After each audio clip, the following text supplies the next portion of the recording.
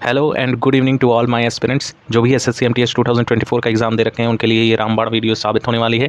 Basically इस video में हम डीप से एनालिसिस करके आपको वो कट ऑफ बताने वाले हैं जो आपको जेन्युइनली एक्यूरेसी के साथ कट ऑफ देखने को मिलेगी। तो यहाँ पर हम बेसिकली सेशन 2 पर स्पेसिफिक फोकस करके ये वीडियो बना रहे हैं, क्योंकि हम सभी जानते हैं कि यहाँ पर 3 कट ऑफ रिलीज़ की जाएगी। एक आप लोगों का एज 18 से 25 का ग्रुपिंग रहेगा, एक 18 से लेकर 27 का, एक हवलदार का यहाँ पर कट ऑफ जारी किया जाएगा। तो बेसिकली यहाँ पर एसएससी ने कमाल किया है, इसमें कोई भी सेकंड टियर नहीं है। एसएससी में सिर्फ आप पेपर दे के आए और आपका अगर बढ़िया स्कोर आ रहा है तो 100% आप सिलेक्शन ले जाओ। इस तरह का यहाँ एमटीएस में पैटर्न कर लिया है, जो कि वाकई कहेंगे काबिले तारीफ़ है। तो यहाँ पर बेसिकली हुआ गया है कि स्टार्टिंग के जो हमारे शिफ्ट कंडक्ट करवाए गए हैं वो काफ़ी ज़्यादा कहेंगे थोड़े से इजी रहे हैं। जब आप लोग का स्टार्टिंग हुआ था उसी डेज से देखा जाता कि क्वेश्चन का लेवल कहीं ना कहीं ईजी बनाया जा रहा था एंड इंग्लिश भी काफ़ी ज़्यादा आसान कही जाएगी पूछी जा रही थी। यहाँ पर आप देखिए तो ओवरऑल हमारे पास जो वैकेंसी है वो 6144 है एमटीएस की, जिसमें 18 से 25 का एज ग्रुपिंग आपका लगेगा और 18 से 27 की एज ग्रुपिंग रहेगी। इसी में बंटवारा हो जाएगा आपका। एंड हवलदार में कहें तो 3439 पोस्ट दे रखे हैं, जो कि स्टेट वाइज हैं, सभी स्टेट वाइज हैं। तो कहीं ना कहीं किसी में आप देखेंगे उत्तर प्रदेश में जो भी वैकेंसी काफ़ी कम वैकेंसी देखने को मिलेगी। तो डिवीज़न काफ़ी ज़्यादा है, इसी के हिसाब से कट ऑफ भी काफ़ी ज़्यादा बन सकती है, लेकिन कहाँ कितनी जा सकती है इसकी रेंजिंग भी हम आपको बताने वाले हैं। एंड बेसिकली यहाँ पर नंबर ऑफ वैकेंसीज काफ़ी अच्छी खासी हैं। प्रीवियस ईयर से भी हम कंपेरिजन करें तो प्रीवियस ईयर में बहुत कम पोस्ट देखने को मिली थी और काफ़ी अच्छी वैकेंसी बूस्ट मात्रा में हमें देखने को मिल रही है। ओवरऑल हम कहें तो सेशन 1 एंड सेशन 2 यहाँ पर डिवीज़न किया गया है। सेशन 2 में जितने भी अभ्यर्थी हैं कहीं ज़्यादा यहाँ कहेंगे लड़खड़ाते हुए नजर आ रहे हैं। एंड जैसा हमें पता है कि लगभग 54 लाख 50 लाख तो फॉर्म दिए जाते हैं। आरटीआई देखिए आप अपने खुद के सेंटर में देखे होंगे कि मैक्सिमम से मैक्सिमम जो संख्या प्रेजेंट थी वो लगभग 30 से लेकर 45% के बीच देखने को मिली है और लगभग हर शिफ्ट में ये चीज़ देखने को मिला है। बड़े बड़े सेंटर्स में यहाँ पर बुकिंग की गई है। लखनऊ में काफ़ी एस्पिरेंट का यहाँ पर गया हुआ था एंड लगभग हर सेंटर में यही देखने को मिल रहा है हर दिन और हर शिफ्ट में कि 30% और मैक्सिमम जो जा रहा है 45%। इससे ज़्यादा किसी किसी शिफ्ट में हो जाना है तो हो जाना है, लेकिन यही आंकड़ा देखने को मिलेगा। एंड जैसे ही आपका आरटीआई रिप्लाई आएगा आप ही इस बात से सुनिश्चित कर लेंगे। तो ओवरऑल हम कहें तो लगभग जो एस्पिरेंट देंगे इस पूरे एग्जाम को 20 से 25 लाख ही आंकड़ा आपको देखने को मिलेगा, इससे ज़्यादा आपको देखने को नहीं मिलेगा। बेसिकली यहाँ पर हो कह रहा है कि टियर 1 पर ही आप लोग का फाइनल सिलेक्शन हो जाएगा, लेकिन सेशन 2 ऐसा सब्जेक्ट दे दिया है जो होश उड़ा दे। अब यहाँ कहें तो यूपी बोर्ड या फिर जो भी अपने राज्य के बोर्ड के होते हैं वो यहाँ पर लड़खड़ाते हुए नजर आ रहे हैं, क्योंकि ऐसे एस्पिरेंट का कहीं ना कहीं बेसिक जो है थोड़ा वीक रहता है, जिसकी वजह से इंग्लिश उनकी कवर नहीं हो पा रही। लेकिन यहाँ जो भी एस्पिरेंट आईसीएसई बोर्ड के हैं, सीबीएसई बोर्ड के हैं, जो ये पेपर दे रखे हैं, उनको ये बात पता होगी कि उनका पेपर काफ़ी अच्छे हद तक गया हुआ है। लेकिन कुछ ऐसी वैकेबलरी है जो शायद से ऐसा एस्पिरेंट ना जानता हो और उसे पढ़ना ही पड़े ब्लैक बुक। और यहाँ जनरल अवेयरनेस की तो बल्ले बल्ले है, कुछ भी उठा के पूछ ले रहा है, कहाँ से पूछ रहा है कोई गारंटी नहीं है। और वैसे भी यहाँ पर इतने सारे शिफ्ट कंडक्ट करवाए जा रहे हैं। 14 नवंबर के डेट में आप लोग का एग्जाम खत्म होगा, तो उसके अकॉर्डिंग देखा जाए तो कहीं ना कहीं जनरल अवेयरनेस कहाँ से पूछेंगे। अब टेक्स्ट बुक से आप लगा कर जरूर देखें गए होंगे, लेकिन शायद से 1 से 2 प्रश्नों से ज़्यादा आपका फंसा नहीं होगा। करंट की बात की जा रही है, लेकिन टेक्स्ट बुक ने इस बार कमाल कर दिया है। काफ़ी ज़्यादा क्वेश्चन वहाँ पे देखा जाए तो स्टैटिक जीके के पोर्शन से भी देखने को मिले हैं। अब यहाँ पर अगर देखा जाए तो ऑन एन एवरेज व्यू ये चीज़ तो आप लोग समझ लीजिएगा, नहीं तो कहीं ना कहीं आपके मन में भी डाउट रहेगा कि कैसे हो गया ये। तो यहाँ पर सेशन 1 एंड सेशन 2 दोनों का ही ये क्वालिफाइंग नेचर है। सेशन 1 में आपको 12 क्वेश्चन ही सही करने हैं, ठीक है। अगर जनरल कैटेगरी से देखें तो 40 क्वेश्चन पूछे जा रहे हैं। 40 का अगर आप 30% निकालें तो 4 3 12 होता है, यानी 12 क्वेश्चन। और ईडब्ल्यूएस और ओबीसी कैटेगरी का तो सिर्फ 25% निकालें तो 1/4 यानी 10 क्वेश्चन ही आपको सही करने हैं। तो इतना तो कोई कर लेगा यार। मतलब मैथ और रीजनिंग ऐसी पूछी जा रही है जो है कहीं ना कहीं आसानी से अगर आप तुक्का भी लगा लोगे ना तो भी आपका क्लियर हो जाएगा। लेकिन सेशन 2 में कहीं ना कहीं आपको अच्छे स्कोर करने होंगे अगर आप एमटीएस या हवलदार बनना चाहते हैं। अब हमारा पेपर जो है साथियों वो 30 तारीख से स्टार्ट हुआ है और 14 तारीख तक चल रहा है। काफ़ी लंबा समय यहाँ पर। अब 54 लाख फॉर्म डाले गए हैं तो उस हिसाब से पेपर भी रहेगा। प्रीवियस ईयर में 2023 की वैकेंसी 1558 ही थी, जिसकी कट ऑफ ठीक ठाक रेंज में गई थी। अब इसका आप कंपेरिजन भी मत कीजिएगा, क्योंकि आप कट ऑफ भी देखिए तो एक रेंज में बना हुआ है और 147 नंबर आउट ऑफ 150। तो ऐसा क्यों गया है तो आप खुद जान रहे हैं कि इतनी ज़्यादा जो है इतनी कम वैकेंसी और ऊपर से number of aspirant 54 lakh 50 lakh डाले जा रहे हैं। कहीं ना कहीं कट ऑफ वो भी नॉर्मलाइज स्कोर पे नहीं गई है, तो कट ऑफ तो रहेगी अच्छी खासी। पर इस बार का क्या हुआ है, यहाँ पे उत्तर प्रदेश का भी आप देख लीजिएगा। हमारे राज्य का उत्तर प्रदेश 145.60 हट गया था। ये जो है आपका 18 से 25 एज ग्रुपिंग की थी। बाकी यहाँ पर आप देख सकते हैं, चेकआउट कर सकते हैं।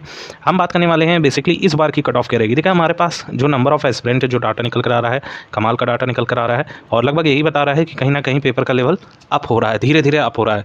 जैसे जब हमारे स्टार्टिंग के शिफ्ट में जो पेपर कंडक्ट करवाए गए हैं उसमें देखा जाए, जैसे कि आपका जो पेपर स्टार्ट हुआ है 30 तारीख से स्टार्ट हुआ है, तो 30 तारीख का उठा के पेपर देखिए, फिर लगातार जो 1 हफ्ते पेपर कंडक्ट करवाए गए हैं सभी में जीके में ऐसा देखा गया था, किसी में मुख्यमंत्री पूछा लिया जा रहा था, किसी में राज्यों के उपराज्यपाल पूछ लिए जा रहे थे, तो ये टेंडेंसी बनता हुआ आ रहा था।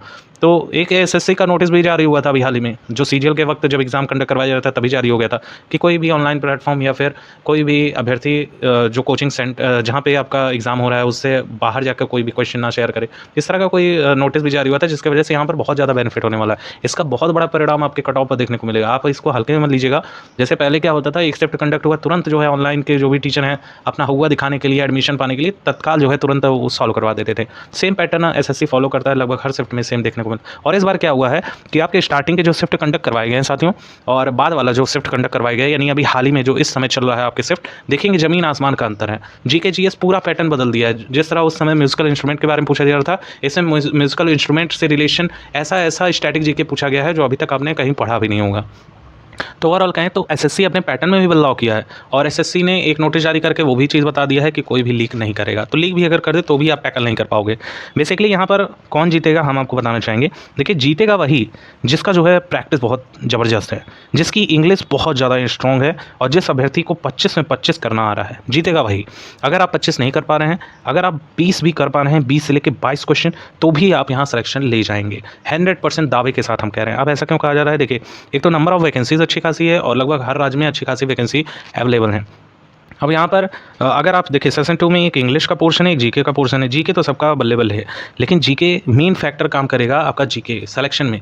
इंग्लिश तो मैक्सिमम एस्पिरेंट कर लेंगे, जो आईसीएसई बोर्ड का है, सीबीएसई बोर्ड का है, जो पढ़ा है वो कर लेगा आराम से, या फिर जो यूपी बोर्ड का है जिसकी वोकैबुलरी बहुत स्ट्रॉन्ग है वो भी कर लेगा बंदा। लेकिन यहाँ पर जीके तो यहाँ सब धाराशाही होते हैं। अब एक इसके पीछे का लॉजिक क्या है, देखिए एसएससी का आपने एग्जाम दे रखा होगा सीजीएल वगैरह का, सीजीएल ले लीजिए, सीएचएसएल ले लीजिए या फिर सीपीओ ले लीजिए, तो इसमें क्या होता है अभ्यर्थी जीके में बहुत कम स्कोर कर पाता है। अगर 50 नंबर का पेपर होता है, 25 क्वेश्चन पूछे जाते हैं, उसमें देखा जाता है कि मैक्सिमम एस्पिरेंट के 12-14 नंबर, और ऐसा अभ्यर्थी भी प्री निकाल देता है। तो कैसे निकालता है? मैथ रीजनिंग के बलबूते पे निकालता है, इंग्लिश के बलबूते पे निकालता है, लेकिन जीके बहुत डाउन होता है। सेम पैटर्न यहाँ पर एमटीएस भी फॉलो किया हुआ है। तो आप समझिएगा, अगर आपकी इंग्लिश में यहाँ पर अगर आपने टैकल कर लिया साथियों, यूआर कैटेगरी की स्पेसिफिक बात कर रहे हैं, बाकी कोई कैटेगरी अपना ध्यान मत दीजिएगा, अभी आपका भी कट ऑफ बताया जाएगा। यूआर कैटेगरी से जिस बंदे ने 20 एक्यूरेसी के साथ अटेम्प्ट कर लिए एंड जीके जीएस में अगर उसने बना लिए 12 क्वेश्चन के अप्रॉक्स, आगे सिलेक्शन ले जाएगा ये बंदा। देखिए आप यहाँ पर 32 हो जाएगा, 32 क्वेश्चन एंड 32 का 3 से मल्टीप्लाई करने, तो यहाँ पर आपका 96 नंबर तक बन रहा है। नॉर्मलाइजेशन के बाद लगभग 10 से 12 नंबर, किसी किसी में 15 नंबर तक बढ़ेगा।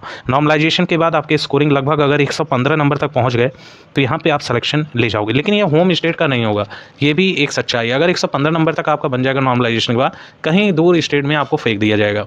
लेकिन अगर आप होम स्टेट में चाहते हैं तो आपको जेन्युइनली जो स्कोर करना है, देखिए थोड़ा टिपिकल जरूर है, एग्जाम भी अपना स्टैंडर्ड मांगता है। 54 लाख जिस एग्जाम में फॉर्म डाले जाना है उसमें आप एक्सपेक्ट कर रहे हैं कि 100 नंबर पर आपका सिलेक्शन हो जाए, तो कहीं ना कहीं ये टिपिकल हो जाता है। तो अब अगर हम बात करें तो आपको होम स्टेट चाहिए तो थोड़ा सा आपको प्रयास एक्स्ट्रा करना होगा, और अगर आपके इतने नंबर बनने हैं रॉ स्कोर से 100% आप सिलेक्शन ले जाओगे होम स्टेट से।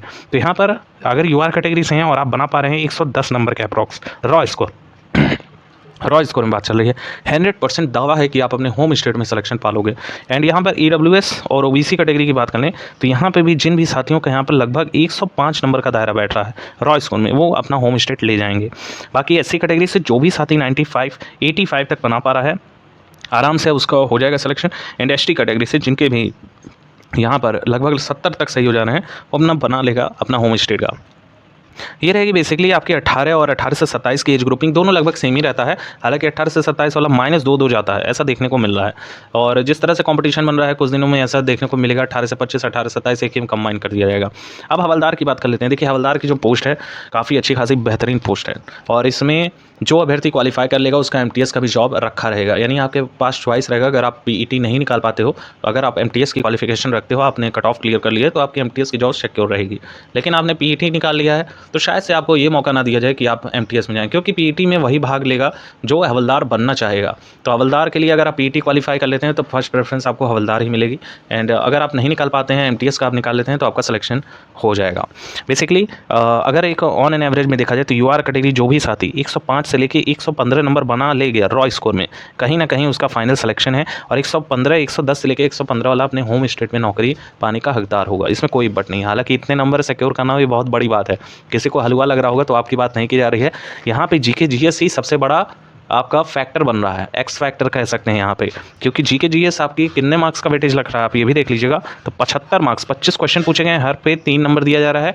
ऐसे के साथ ही साथ अगर आपके 3 क्वेश्चन गलत हो जाते हैं तो एक सही का काट लिया जाएगा, यानी कि 3 नंबर आपके काट लिए जाएंगे। तो यहाँ पर 25 क्वेश्चन और 75 नंबर का वेटेज, वो भी जीके के पोर्शन में, करंट ऐसा जो धुआं उड़ा दे।